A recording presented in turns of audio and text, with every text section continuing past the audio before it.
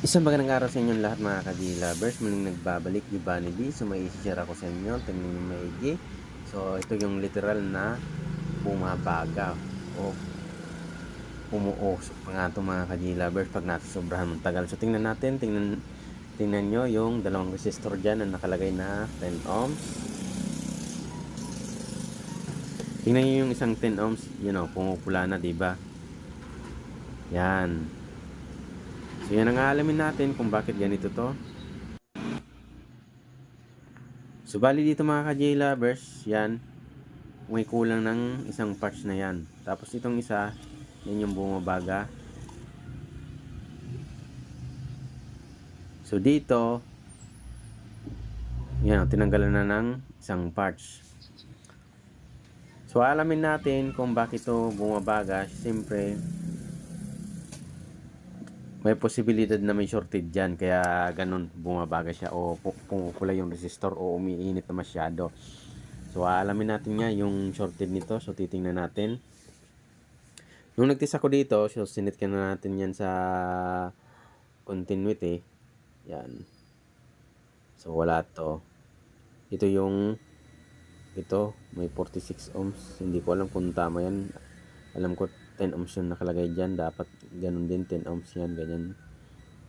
So ito, regulator to na hindi ko alam kung 7808 o 7909. So basta 8 volts regulator yung ginamit dito.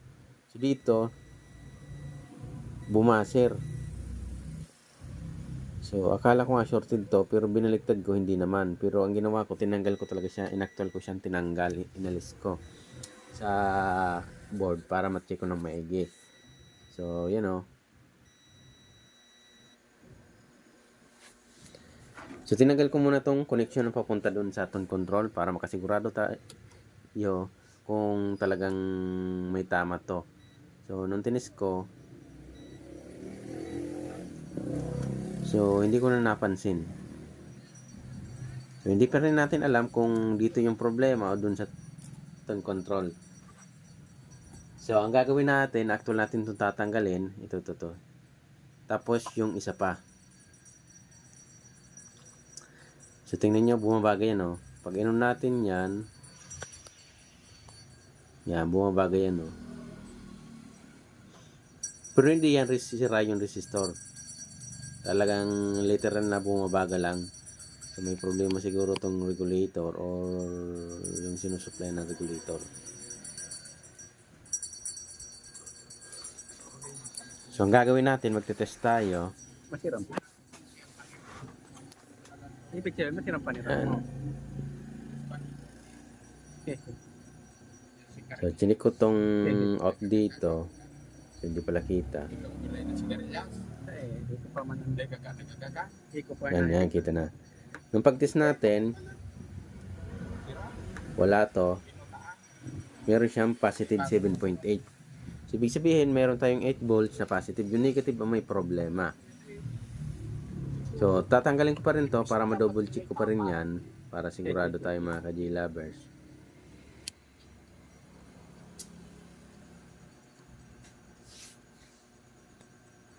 Yan, ito yung 7808. So, kahit may voltahe itong lumabas kanina, chinek ko pa rin to. So, dinoble check ko kung wala siyang leak o shorted.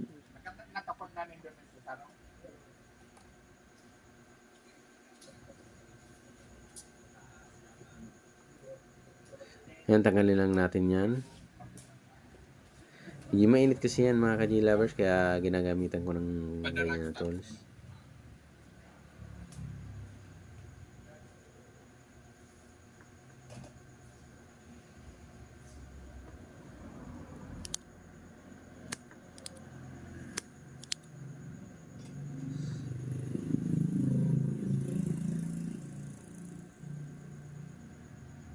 So, ito yung tinanggal natin yan. 7808.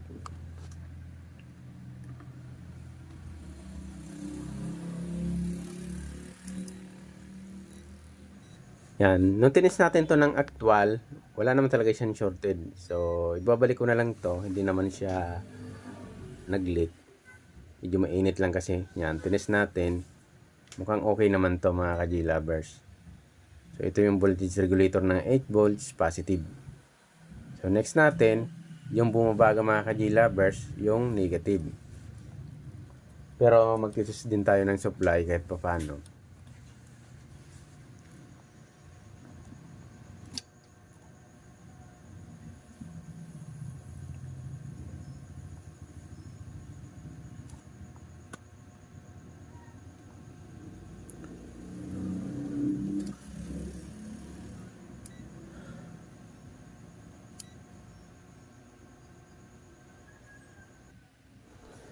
So dito, magche-check nga tayo. So malamang sa malamang meron tong supply kasi meron tayong lumabas dito na 7.9 kanina.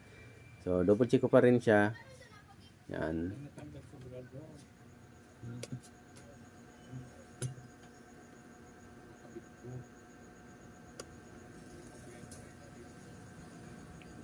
So may supply nga talaga siya. So ibig sabihin okay talaga. Yung isa ang bumabaga dito mga ka-G-lovers.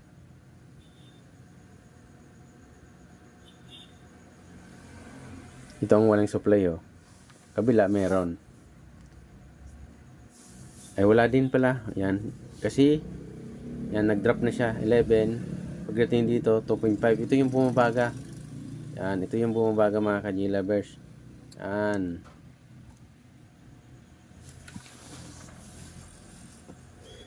Yung isa, chinek ko lang talaga. Sinigurado ko lang talaga yung voltage na input niya kung normal.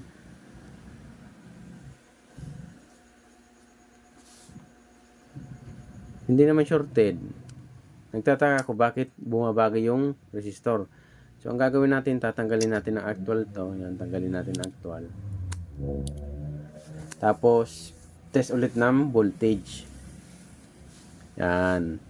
7809 to. Aren.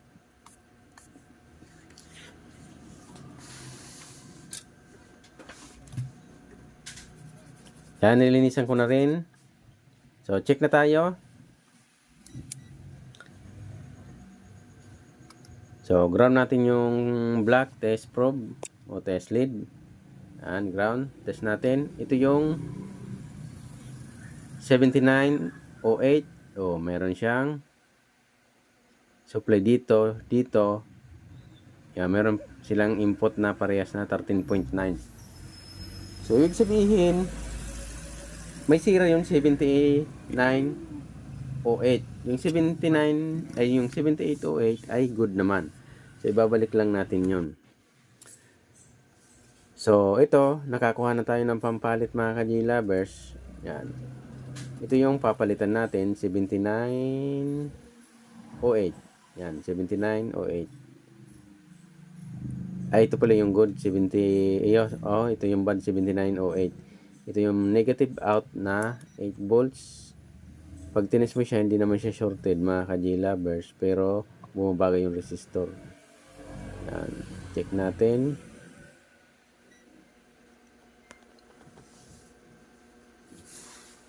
Wala oh. Wala naman tayo, hindi naman shorted. Pero bakit kaya bumabaga yung resistor? So, nag-iiba siguro yung characteristic nito pag nasusuplayan na. So, kaya hindi makaya ng resistor. So, meron tayong pampalit dito na 7908. So, tingnan nga natin. Ito yung negative 8 volts out. So, kabit lang natin ulit mga ka-G-lovers. So, dapat yung position, yung tama yung pagkakabit. So, ayusin na lang natin. Kabit lang natin dyan yung 7908. Yan, kinabit na natin. Ito yung nauna ay 7808, 7908 yung pangalawa. Itong mahaba na to.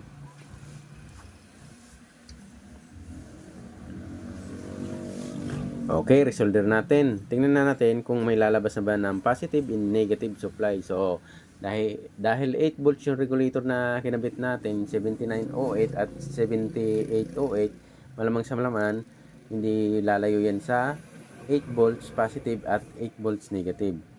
So, hindi lalayo yan pag good. Pero pag bad, so troubleshoot ulit tayo.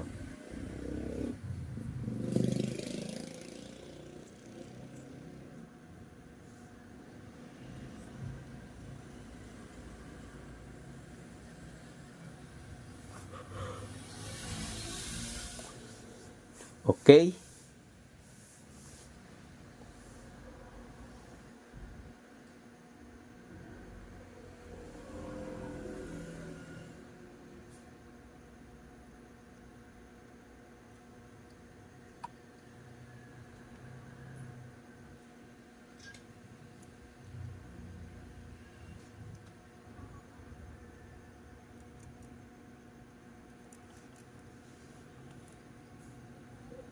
So yan, nililinisan ko lang siya mga ka-G-Lovers.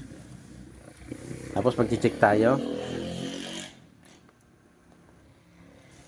So bali dito, i-check na natin yung output nito. So malalaman na natin kung meron na ba siyang positive and negative 8 volts. So titingnan natin. So sa gitna tong ground, tapos test natin. Meron siyang negative 7.8. Sa kabila naman ay meron tayong positive 7.8. So ibig sabihin, meron na tayong supply ng negative at positive. So okay na to. Yan, okay na to. So hindi na rin siya bumabaga yung resistor dahil okay na. Nakuha na natin yung pinaka problema niya kung bakit ito bumabaga. So next naman natin ay yung sa player naman ang i-check natin kasi hindi gumagana yung player nito. Titingnan natin kung may supply ba rin yung player nito kasi tinanggalan ng resistor. So titingnan natin ito. So bali ito yung tinanggalan ng resistor sa player to. Yan. Yan, pag sinuyod mo yan, dito yung bagsakan, ito yung output niya. Titingnan natin kung ilang voltahe yung masusukat natin. So wala, dahil walang resistor na nakalagay. So ito, dapat lagayan natin dyan na resistor. So kung wala kang available, so pwede naman yung jumperan na lang yan o i-bypass nyo na lang. So ang gagamitin kong pang-bypass dyan ay yung soldering lead sa feed dahil wala akong available na resistor na 10 ohms na ganyan na design. So ito, yan, lead na lang. Pag may problema naman yan, agad naman yan napuputol yung soldering lead.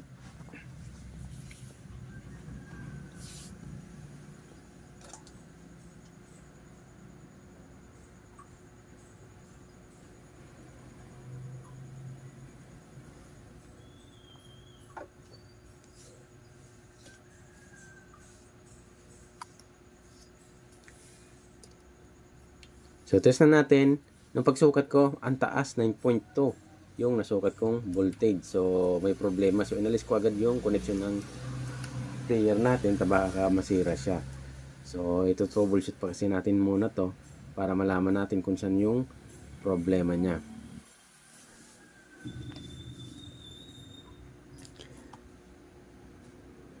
So ito yung sa player niya, tanggalin ko muna.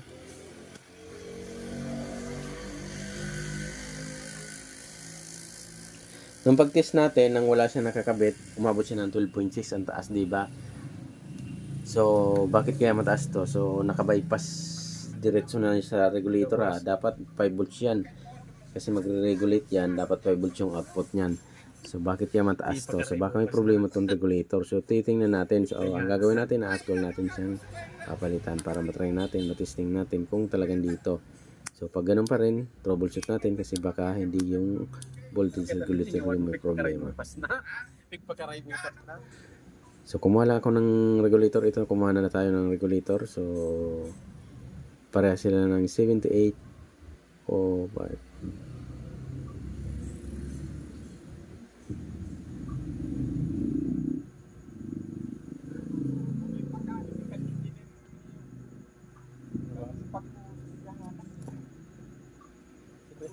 So, yung baga may kwento, yan nagjan.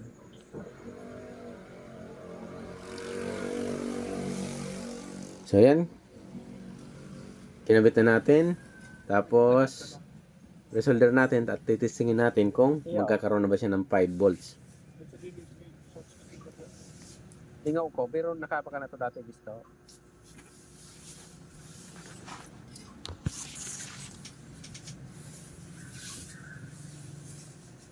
So, linisan ko lang siya mga ka-G-Lovers para walang ruming matira.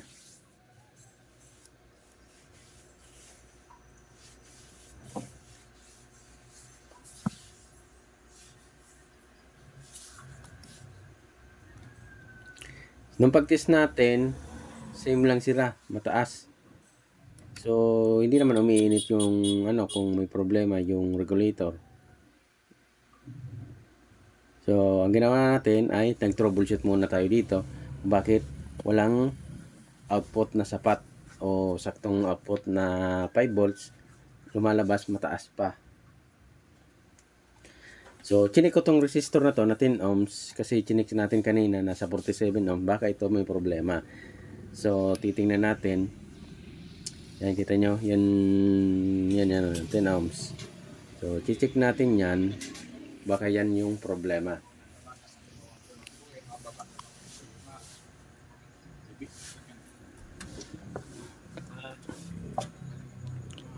So, tingnan nga natin. So, 47 ohms na detect natin dyan kanina. So, may posibilidad na sira talaga to kasi hindi niya nasusuplayan yung negative. Yan, yung gitna niyan.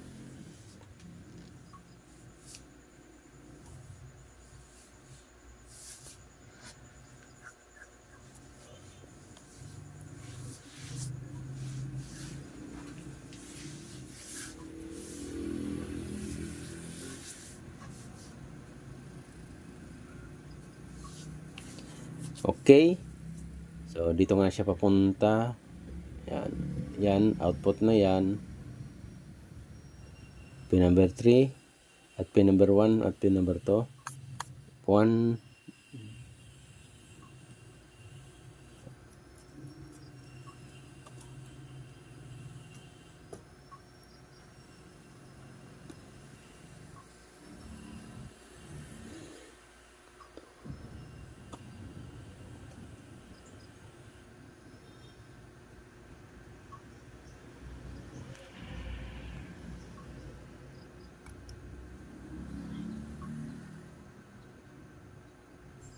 So, mataas pa rin siya mga ka-G lovers. Tingnan nyo maigi.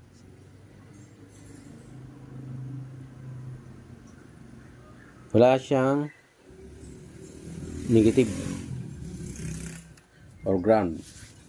So, ang gagawin natin ay lalagyan ko na lang dito ng soldering lead kasi open na to.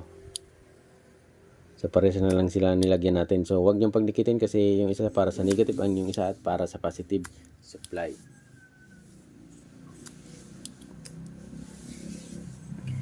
So, kabitan ko lang muna tong siguro soldering lead para dali-dali lang.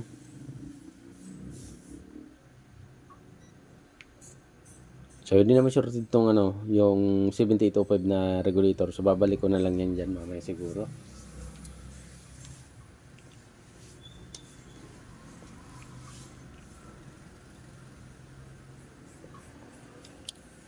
So, lagyan na muna natin to ng soldering lead para ma-bypass natin yung positive and negative supply papuntang player.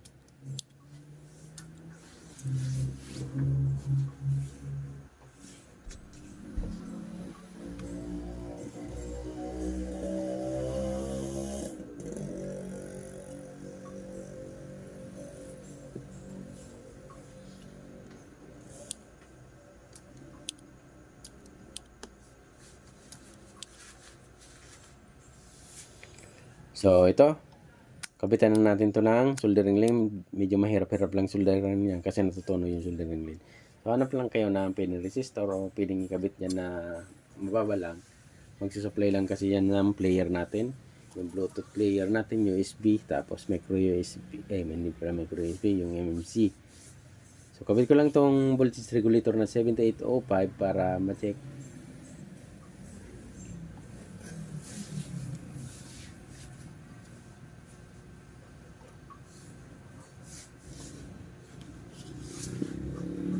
So, balik lang natin tong luma mga ka-G lovers ha. Binalik ko yung luma. Kasi napansin ko na ganun pa rin yung pagpalit natin ng bago. Kaya binalik ko yung luma. Baka hindi naman sira yung luma.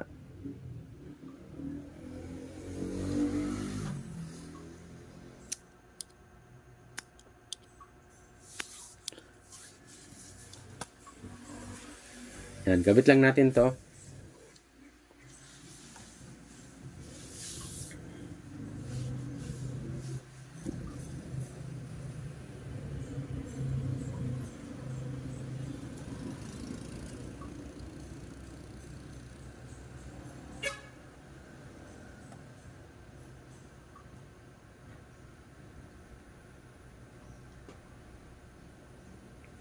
So yan na, resolder lang natin.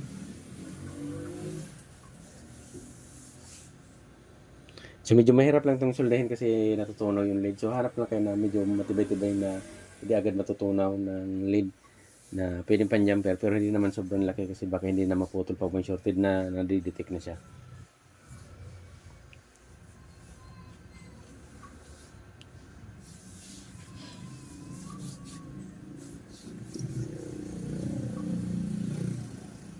Okay na siguro yan. Tapos sa kabila naman.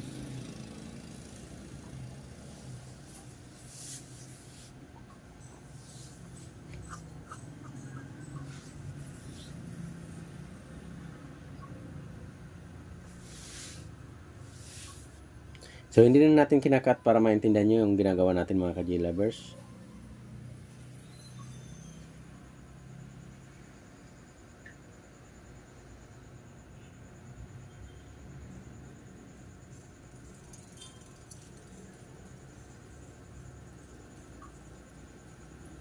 So yan ang mga ka-J-lovers na ilagay na natin yung pang-bypass natin na soldering lead para lumipat dun sa positive at negative supply ng player. Tapos titingnan natin yung clear, yung regulator, titingnan natin din kung meron na siyang output.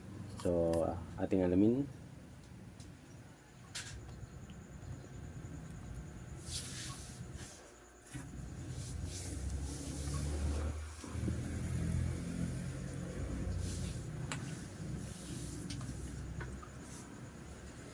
So yan, nililinisan ko lang para at least maganda naman tingnan. So set natin to sa DC. So check na natin yung voltage nito kung may out na ba na 5 volts. Ayun yung sinasabi ko sa inyo mga ka-J-lovers. Meron na siyang out na 5 volts. Dahil sa may out na 5 volts na to, kung walang problema yung player, so gagana na to. So, magkakaroon na siya ng supply.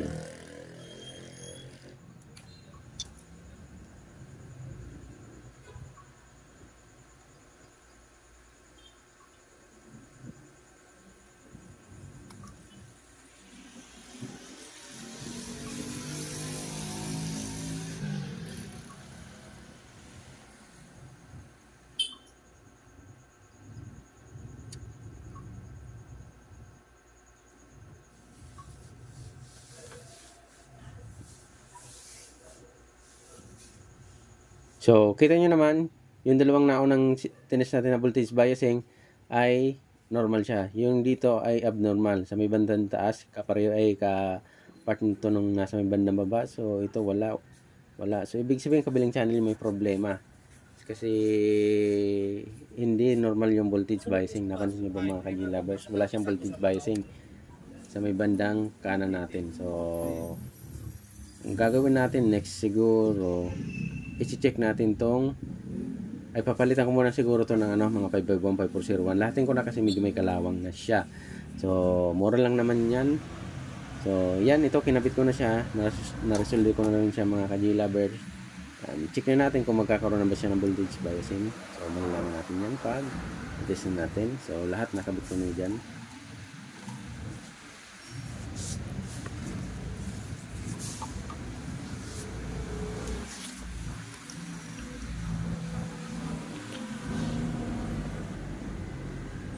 So, test natin ulit. Ito yung good na dalawa, magkasunodan. So, good nga talaga. Sumunod. Good din to. Tapos sa may bandang taas yung kapartner niyan. Good. So, ito yung walang voltage biasing. Ganun pa rin siya mga ka-J-lovers. Kita nyo. So, hindi man lang umabot ng 1. So, ibig sabihin, kahit nagpalit na tayo ng 551, 5401, ganoon pa rin siya. Wala pa rin siyang voltage biasing. So, mag-check tayo.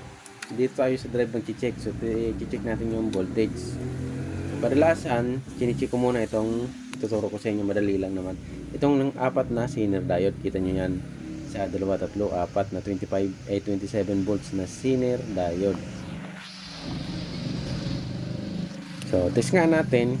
Malalaman natin yan kung alin ang walang supply. Kaya, ganun.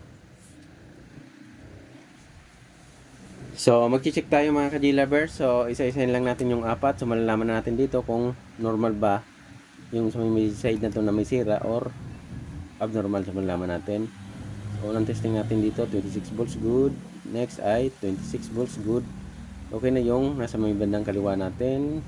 So dito 27 volts good na rin yan kahit paano. So bali ito yung may problema natin, 0 volts siya. So ibig sabihin ito yung may problema. So urine lang natin. So urine lang natin kung saan siya papunta. So kadalasan niyan 4.7K yung binabagsakan niyan. Ito. Dito mayroong 42 volts. Pagpunta na dito, paglipat wala na siya. So pwedeng shorted yung sender diode or ito yung resistor yung may problema. So palitan muna natin ng resistor. Kadalasan ay bagsakan yan ay 4.7K. So tanggalin natin, tapos palitan natin, test natin kung magkakaroon na ba ng voltage biasing sa may bandang kanan ko.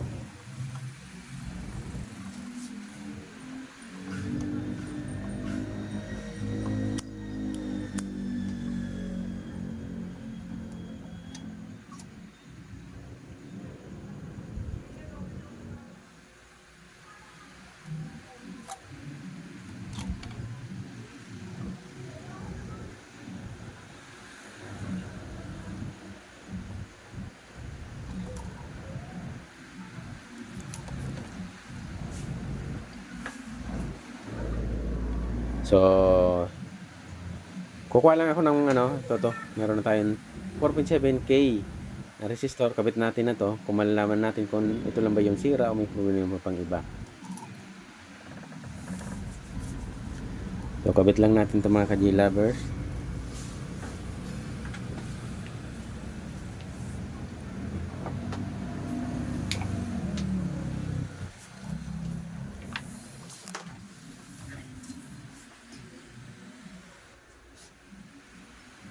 Tapos test natin kung magkakaroon na siya ng voltage.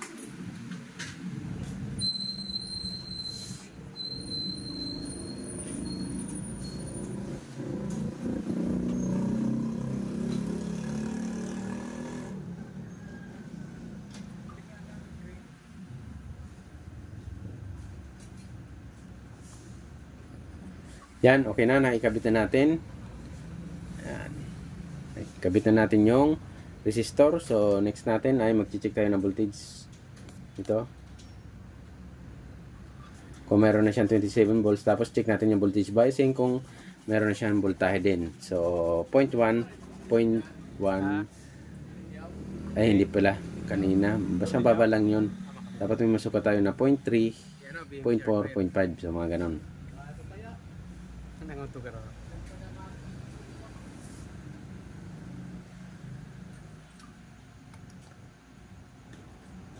So, test natin. Ayun yung sinasabi ko sa inyo mga ka-G-lovers. Meron na siyang 26 volts. So, dito sa kabila ay 27. So, dito 26 volts. Almost 27 din. So, check na natin yung voltage biasing niya. Good. Meron na tayong 0.3. Dito, 0.3. So, ganun din. Maganda yung pagka-voltage biasing nito. 0.3 din. So, almost same lang sila lahat. So, ibig sabihin, okay na yung natin, yung amplifier. So may biasing na siya, malamang sa malamang. So tutunog na to kasi nagsisyon na rin yung relay na pakinggan ko. So kapitan natin ng speaker para makapag-adjust test tayo. Tingnan natin kung tama na ba yung natin na okay na to. Kasi normal lang yung biasing, nag-switch on na rin yung relay. Yan, test nga natin.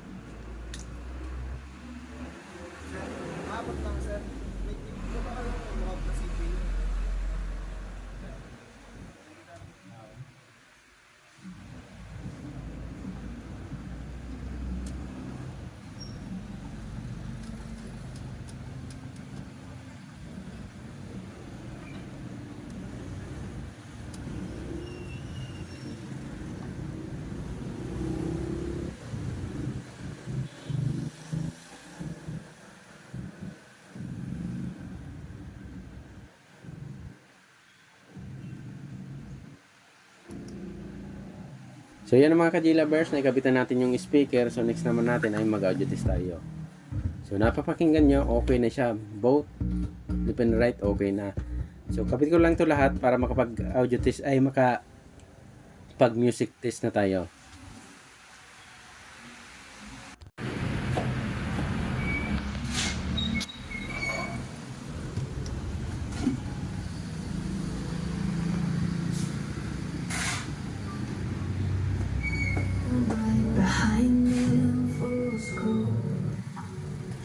inside your mind, and it shows. So, bali, okay na ito mga KLG lovers. So, thank you very much sa lagi niyong pagsubaybay sa ating channel. Maraming salamat sa mga